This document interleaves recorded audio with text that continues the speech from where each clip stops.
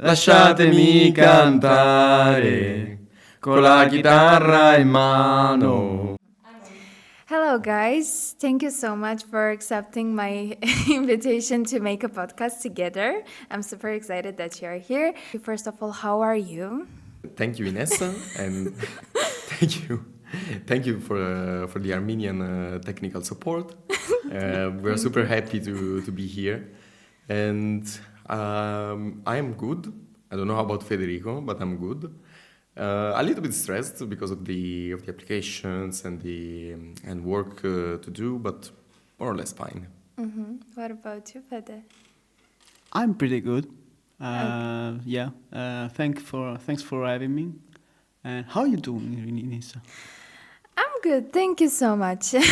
So, today we're going to discuss some stereotypes about Italians because both Lorenzo and Federico are coming from Italy and they will share their experience with us. And the first question is from which part of Italy are you coming from? And are there some specific dishes that you would like to share with us?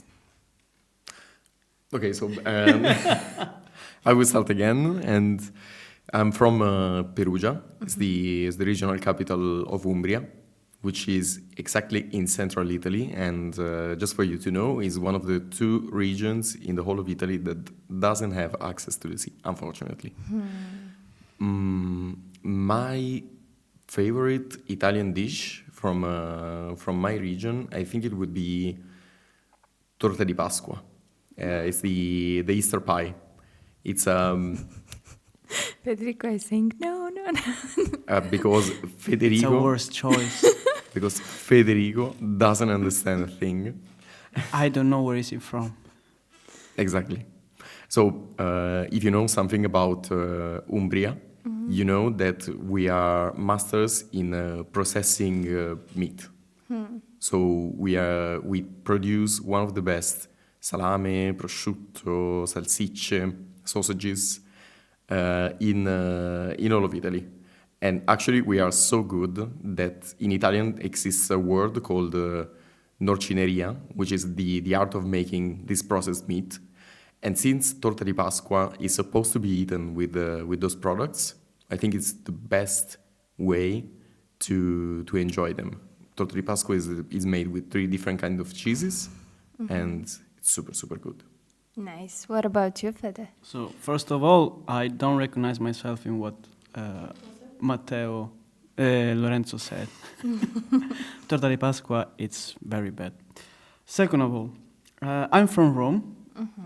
So, the capital of Italy. And it's a very tricky question because I don't have a specific favorite dish because I like to eat a lot. So, but if I have to choose, I would say probably cacio e pepe. That it's a pasta dish, pretty famous in Rome with cacio cheese and pepper. It's very simple. Now Lorenzo is laughing. I can imagine, but because it's a pretty simple, but also very hard to do in the right way, and it's very good and easy to eat. Why I have started with this question, I'm sorry, Lorenzo, because you might remember them from my vlog of making tiramisu, and here are Lorenzo and Federico. So the next question, coming back to stereotypes, what is something that outsiders often misunderstand about Italian culture? Okay. Well, since there are a lot of stereotypes regarding Italians, well, I don't know, maybe one of them is like we are what people say mammoni. So it's like we are very stick to our mothers, you know? Yeah, you're laughing because you know what they say. Okay. So the thing about this stereotype, from one hand, is true. I mean, like in Italy, there are a lot of problems actually, and normally people stay in their house with their parents till a lot. Armenians as well. Yeah, but because of course, there's no jobs, or maybe it's difficult to get a house by its own.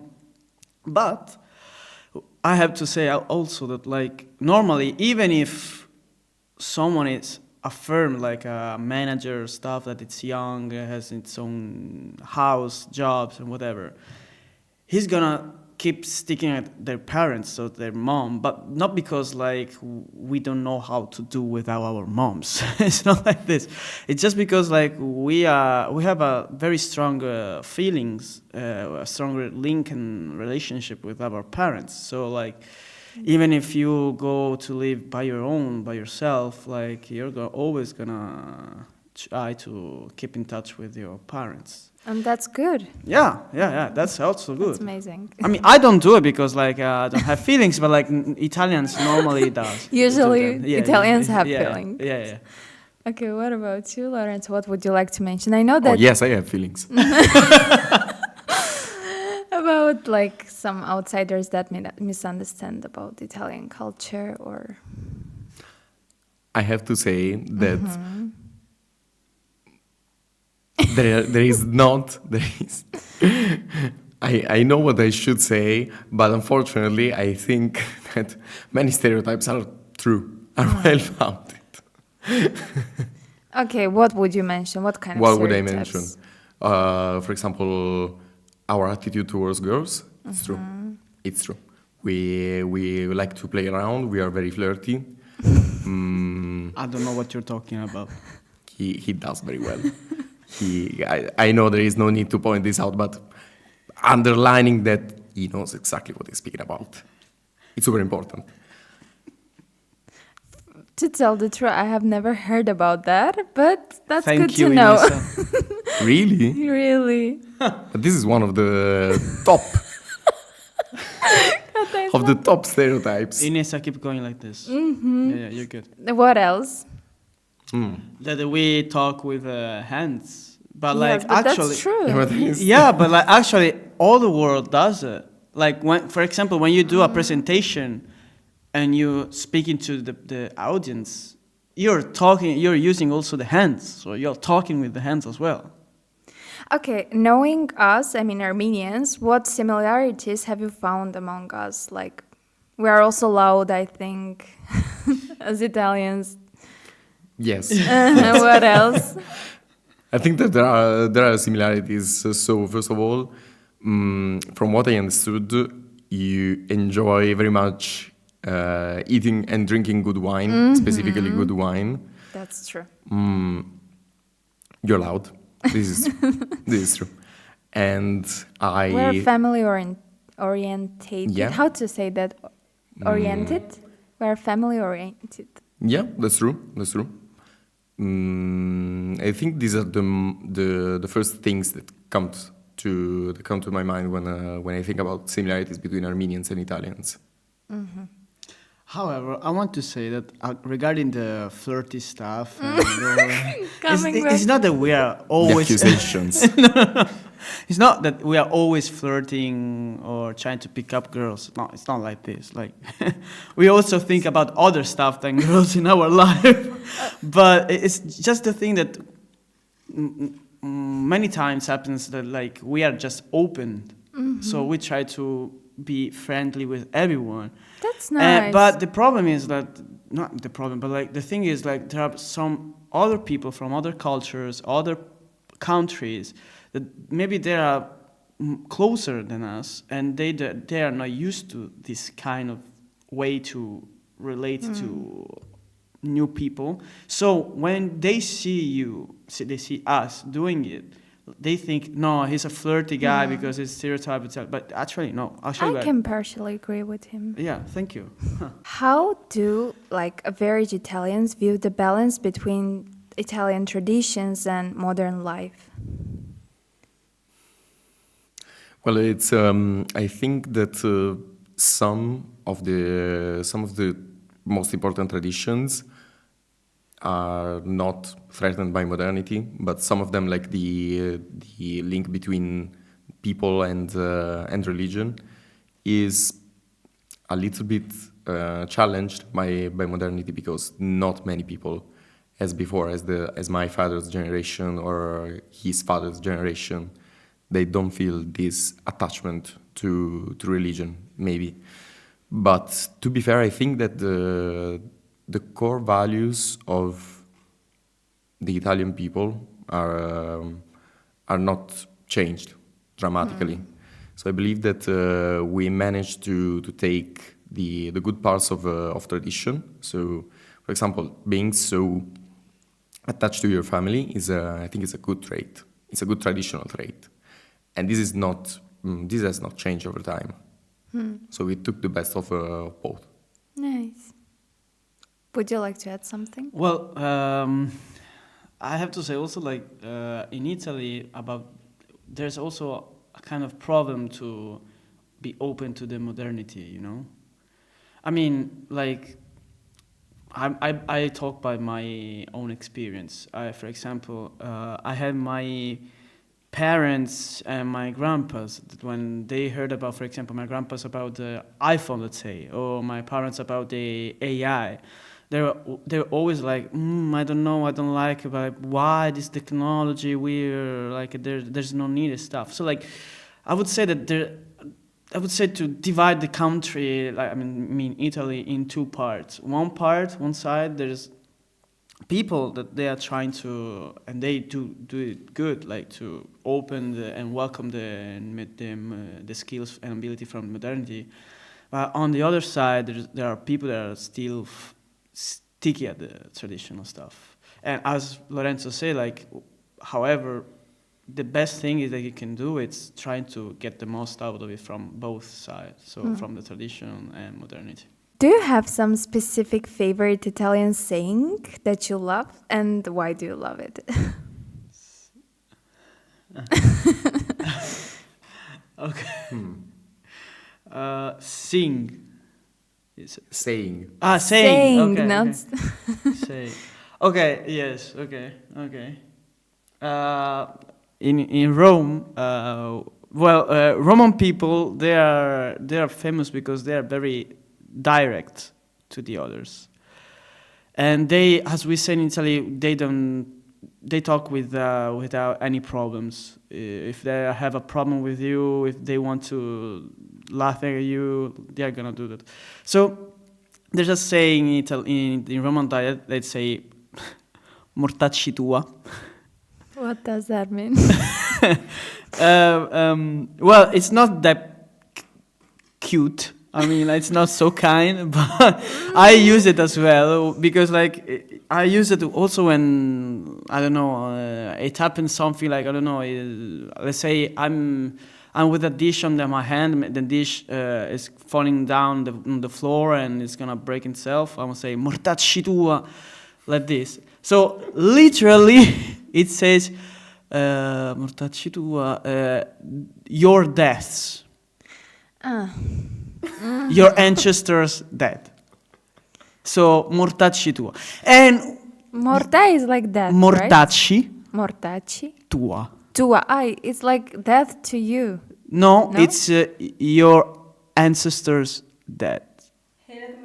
Okay. She made a translation for me. Thank you, Kata. Perfect. So like, when you can tell it to other people as well. When someone has pushed you, or you angry with someone, you say "li mortacci tua." Li mortacci tua. That sounds good. Thank you. For me, I mean, it's impossible to beat this one, but for me, it would be something that in my dialect is pronounced like "lassagi." What does that mean? It means don't bother. Can you please repeat it? Lassa Lassa G, G. Lassa G. meaning literally let go. Let it go. Nice. Is there one stereotype that you wish people would stop believing in that? Oh, I like my stereotypes. Well, there is one actually. Come on, we can say it like.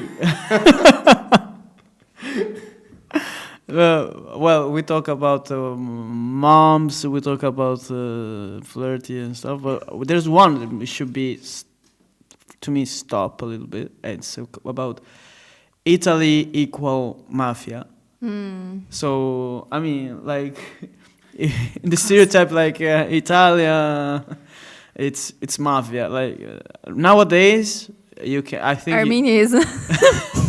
nowadays I don't think you can say it anymore because like Is it mafia. the It's is it the same?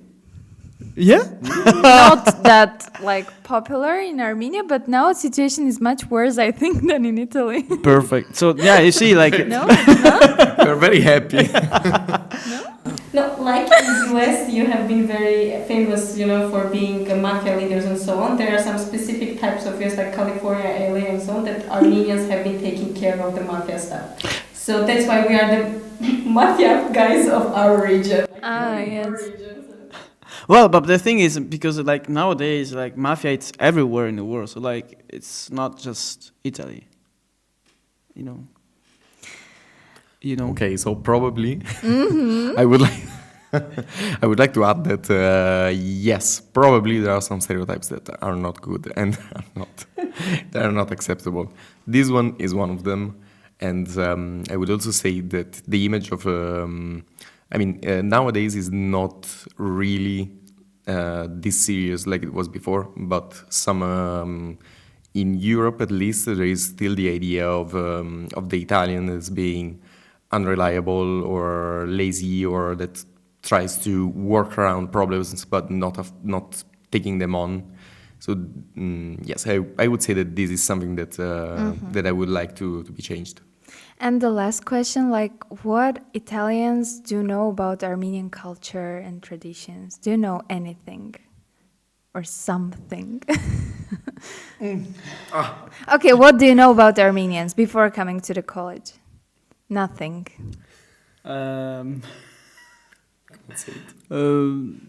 That you wear a lot and beautiful rings. Yeah. Really nice. I didn't expect to hear that. What else? I mean, yes. Not just yours, guys. How egocentric is this woman?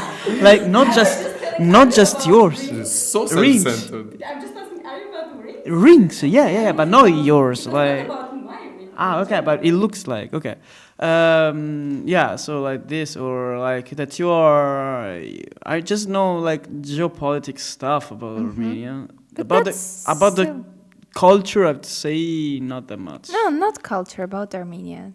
Did you hear about some even geopolitical things? Yeah, the problem with Azerbaijan. Okay. Still something. We have something. Yeah, it's not the good the good stuff about.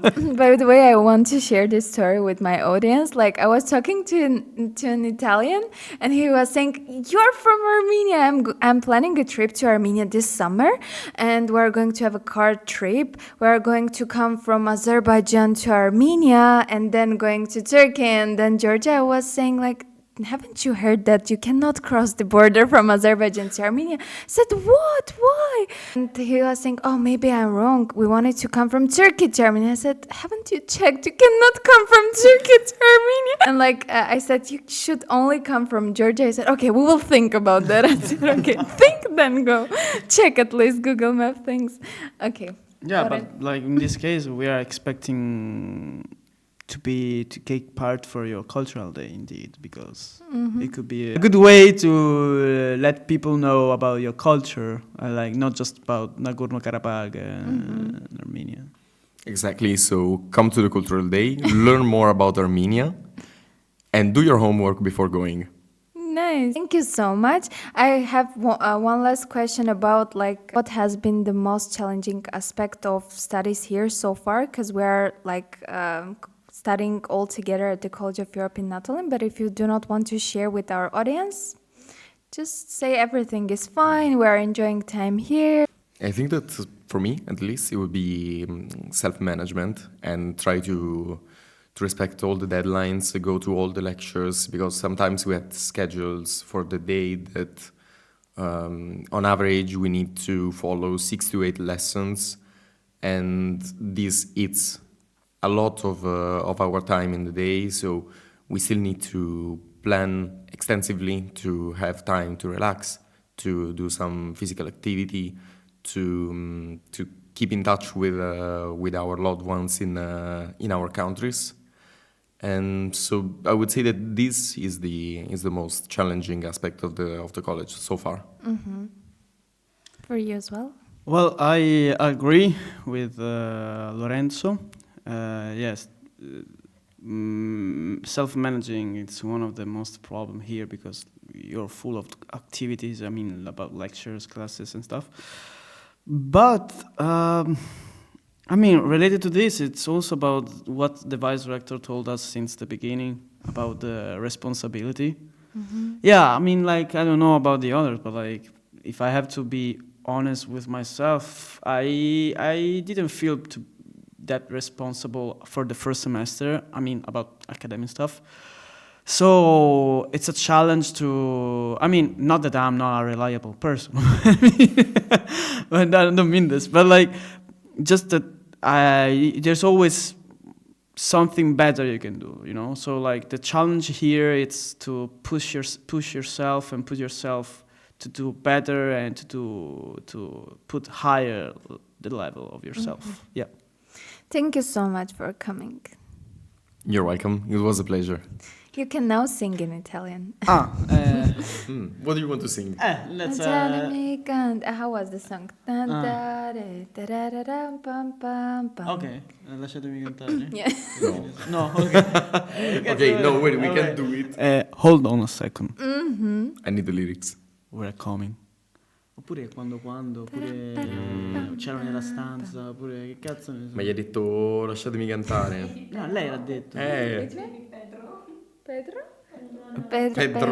No, not Pedro. I want something like Something like I mean, it's a very specific song. The question was, what do you like to sing? And then, no, I want this. Okay. Come to Armenian Cultural Day. It's gonna be pretty open. We are not singers, but we know. Oh, no, we are professional singers. Yes. After 5 bottles of wine, maybe. Ok. 3, 2, 1. Lasciatemi cantare con la chitarra in mano. Lasciatemi cantare una canzone piano piano. Lasciatemi cantare perché ne sono fiero. Sono un italiano vero. Woo! Thank you. See you soon. See you.